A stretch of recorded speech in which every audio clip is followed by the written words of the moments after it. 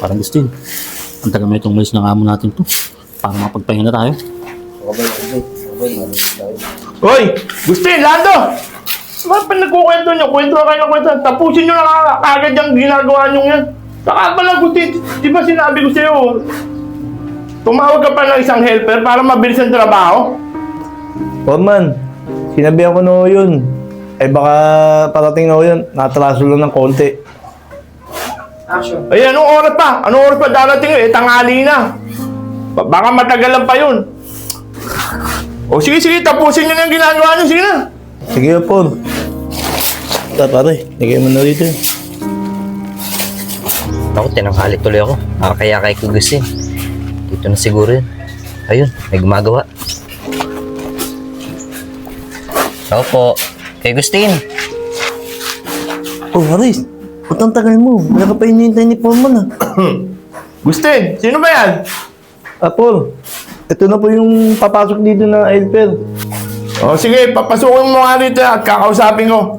Oh, Haris, pumasok ka. Kakausapin ka daw ni Foreman. Sige, Gustin. Sige, balik kami sa trabaho namin. O, ilan taon ka na? Por, 31 na po ako. Eh, alam mo naman ang oras ng pasok nito, kailangan maaga eh. Bakit tinangali ka na? Hindi ka ba sinabayan ni Gustin? Eh, Forman, pasensya na po. Sinabihan naman po ako ni Kuya Gustin. Nagkaroon lang po ng problema sa bahay. Okay lang po sa akin, kahit half day na lang po ako. O, sige, sige, sige. Half day ka na lang. Pero bukas agahan mo ha. Opo, Forman. Huwag ka na magpapatangali ha. Eh, hindi na kita iasa, hindi ang kilala Gustin. Yung lupa rin doon sa labas na yun, akutin mo, ilagay mo rin sa labas ha. Sige po. O, saka, ang sahod ng labor rito, 600 ha. Sige po, Forman. O, sige na, sige na. Dito na po ako. Sige, sige, sige.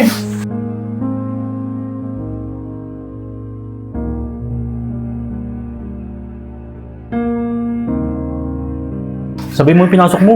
Magpahinga naman. Total, wala man si Foreman na eh. Aris, magpahinga muna tayo. Total, wala naman si Foreman dyan. Petik-petik lang trabaho natin. Kuya Gustin, anong oras pa lang naman eh? 11:30. Ano ko ba? Pag wala si Foreman, pahinga tayo. Petik-petik lang, Haris. Sige na, Aris. Magpahinga ka muna. Mamaya na trabaho. Sige na, Kuya Gustin. Kayo na lang muna. Kukunti na lang naman ito eh. Tatapusin ko lang. Sige, kung bahala.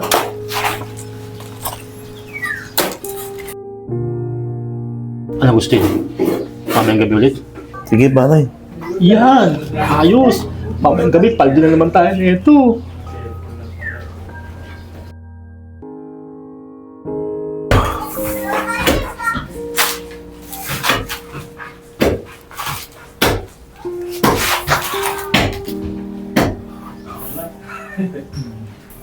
Opo, nandiyan pala kayo. Aga nyo ah. Gustin, Lando. Bakit ginato? Ang dami ko in-order kahapon ah. 20 piraso itong simento ah. Saka yung bakal, wala pa. Saka yung... Bakit itong buhangin? Ginato na lang, kukunti na lang. Eh po, umalis na kami. Baka siguro dumating yung deliver. Oh, di ba sinabihan ko kayo? Pag dumating yung deliver, hintayin nyo. Para makita nyo lahat ng dating ng deliver. Eh po, tatanungin na namin yung deliver kung kompleto yung diniliver nila. Aba, dapat lang Lando, puntahan mo yung nag-deliver na yan.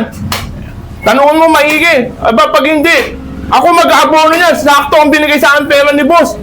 Sige po, Por. Pagka-break yan po, saka pupunta po ako sa hardware.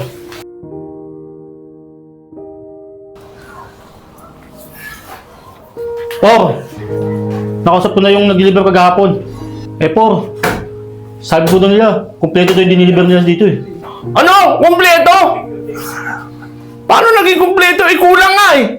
Saka yung resibo. Nasaan ang resibo? Eh, Por, sabi nila, hindi na niresibuhan to eh. Kasi kilala naman doon nila yung papagawa na ito. Pambihira naman oh. Ano sasabihin ko kay boss na ito? Malamang ako na naman mag-abono na ito. Noong nakaraan, ganyan rin lang nangyari.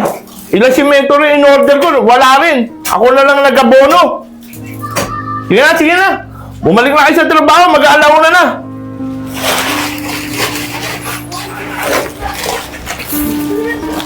Kuya Gustin, ba't hindi mo lang isumbong si Kuya Lando? Eh, siya naman ang nagyaya sa'yo, gumawa ng kalokohan, di ba? Aris, alam mo, gusto kong gawin yun na sumbong siya. Kaso, nakagawa na rin akong kalokohan. Pag sinumbong ko siya, malamang pati ako idadamay niya. Kuya Agustin. Kasi pagka tumagal pa yan, sigurado akong yari ko kay Foreman eh. Paano pag nahuli kayo? Sigurado akong damay ka talaga dyan. Ito, ang ganda-ganda ng trabaho niyo. Tuloy-tuloy. Tapos, masisira lang dyan sa ginagawa niyong kalokohan. Mamin ka na lang kaya?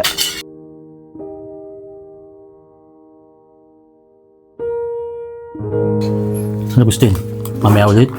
Sabi si Foreman, umordo na naman. Mga puro bakal pa. Anti-demand yun, sigurado. Paldo na naman tayo na ito.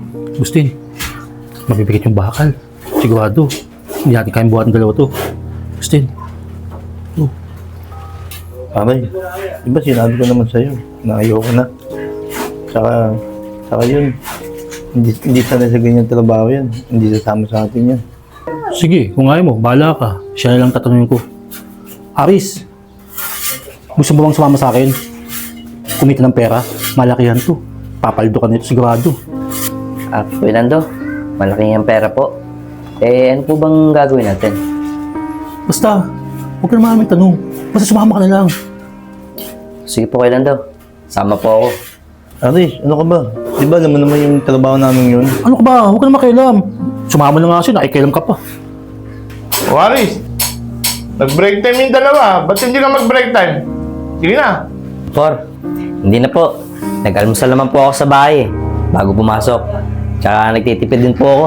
Marami po kasi ang pinag-aaral eh. Tama yan. Matuto kang magtipid. Dahil mahirap ang buhay ngayon. Pero huwag mo masyado tipirin ang sarili mo. Kailangan ng katawan mo yan. Opo, Foreman. Tatandaan ko po yung sinabi niyo. O sige na, magpahinga ka muna dyan. At mamaya, bumalik ka na sa trabaho rin, ha? Sige po, Foreman. Yes, eh.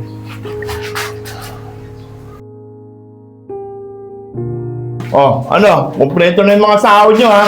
Opo, Foreman. Okay na Opo. to. Ilang araw nga pala ako mawawala rito kasi sa side dito kasi may titignan akong isa na naman kukontratahin ko. Kaya mga ilang araw ako mawawala. Kayo na muna bahala rito. Opo, kami na pong bala dito bukas. Sige. Umuwi na nga kayo. At ako may deliver pa pala rito. Ako nang bahala rito. Ako na magbibilang ng mga deliver. Sige na. Sige po, Par. Sige pa po. Sige. Ay, nako.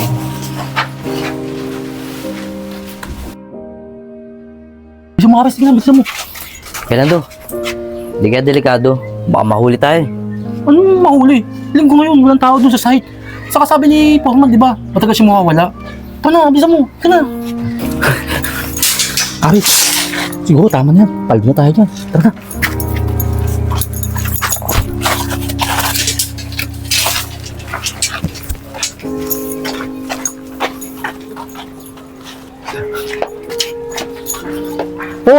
Foreman? Anong ginagawa niyo dito? Ginagawa? Ikaw ano ginagawa mo rito? Di ba linggo ngayon?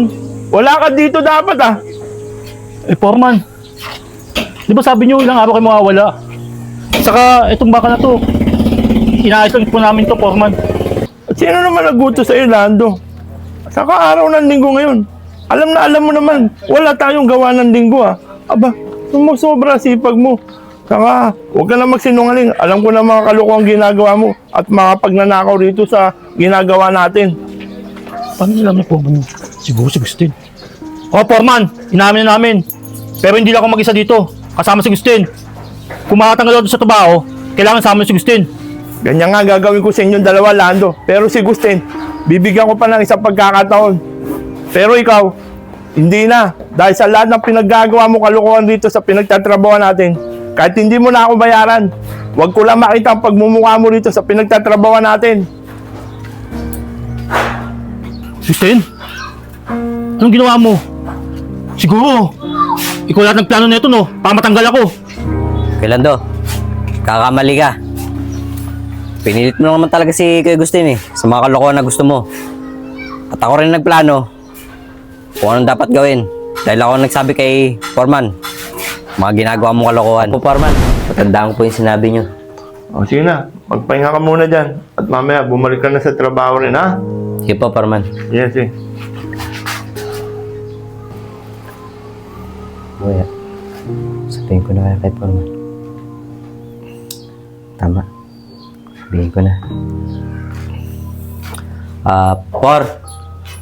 O, ano yung Aris? Por. May gusto po kasi akong sabihin sa inyo eh. Pero, bago ko po sabihin, sana po, huwag niyo pong isipin na naninira po ako sa mga tauhan niyo.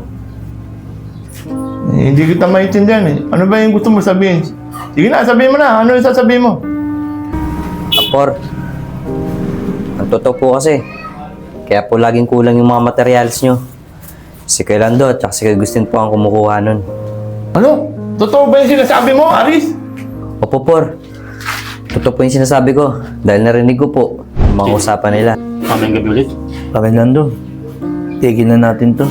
Alam mo naman si boss, pag gabi-gabi, nagro-ronda rito yun. Dito sa warehouse natin. Ano ka ba, parang Agustin? Minsan po nasa Foreman dito sa warehouse. Saka, aasa ba sa sahod natin ay nalitit mo? Pag nakakot tayo dito, laki naman pera natin. Paldo na naman tayo. Fernando, ayoko na rin talaga eh. Kasi, yung pinapakain ko sa pamilya ko, galing doon sa mga ninanakaw natin dito. Nakukonsensya na rin ako. Pare naman, ano ka ba? Alam mo pare, pag nahuli ako, mag-isa, idadami rin kita. Total, kasama kita dito pare, di ba? Kaya sumama ka na. Pare, parang pinagbabantaman naman akong ganyan. Gusto ko na nga magbago. Hindi naman sa ganun pare. Saka hindi ko kayang mag-isa itong ilalabas natin. Malaki ito, mapibigat to pare, matiman to pare. Sumama ka na. Sige pare. Yan, ayos. Mamayang gabi, paldo na naman tayo nito. Pero pare ha, last na to ha. Kasi pare, nakukonsensya na ako. Sige pare, ikaw bahala. Yung mga usapan nila.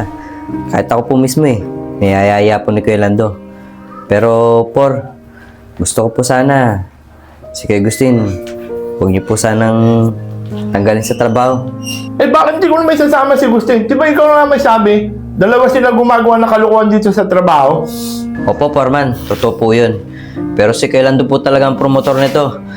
Dahil siya lang po ang pumipilit kay Kuya Agustin na isama siya. Halos ayaw na pong sumama ni Kuya Agustin. Dahil pagka hindi po siya sumama, dadamay niya po to. Kahit ako nga po eh.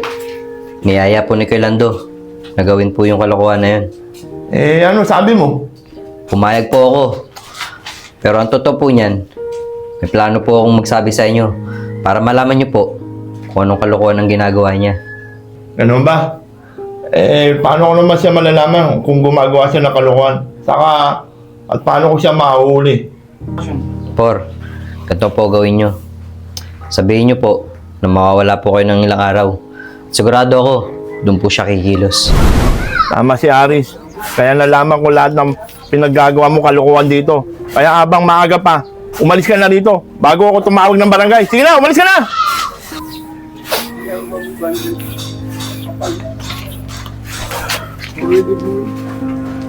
Agustin, tignan mo ha. Hindi porkit okay ka na sa akin. Mali pa rin yung ginagawa mong yun. Sana huwag mo na ulitin yun. Para tumagal ka sa trabaho. Tama yung Kuya Agustin. Di bali na mahirap yung trabaho. Basta marangal. Huwag ka lang gagawa ng kalokohan na ipapakain mo sa pamilya mo. Aris, salamat ha. Aris, ano ka ba?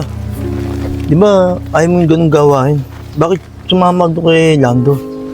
Basta Kuya Agustin, may gagawin ako. Salamat ha. Foreman, pangako po, hindi ko na po ulitin yun. Tsaka magbabago na po ako. O sige, tama na yan. Sige na, iligpit nyo na ito. Ipasok nyo na lahat ng bakal na ito. At isarado nyo maigi ito ha. Para makauwi na tayo. Sige na. Sige po, Foreman.